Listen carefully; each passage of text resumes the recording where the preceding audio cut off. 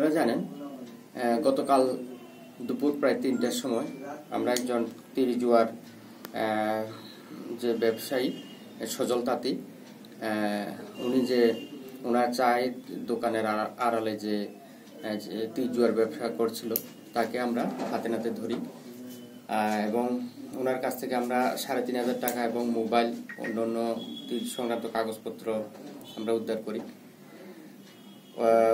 ওনার mobile থেকে আমরা যে ট্রানজ্যাকশনগুলি দেখেছি এবং ওনার কথাতে যে তার এজেন্ট হচ্ছে দুলার শুক্ল দাস নামে একজন, যার ডাক নাম দুলু, সে নাকি ওনার এজেন্ট। তো আমরা কাল থেকেই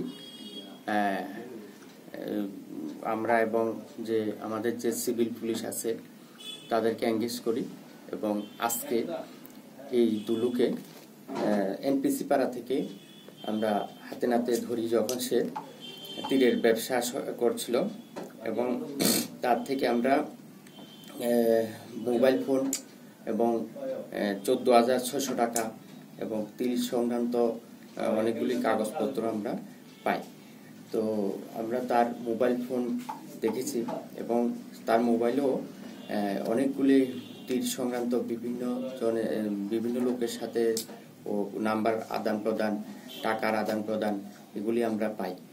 তো আমরা তাকে অ্যারেস্ট করি এবং আউটপোস্টে নিয়ে আসি।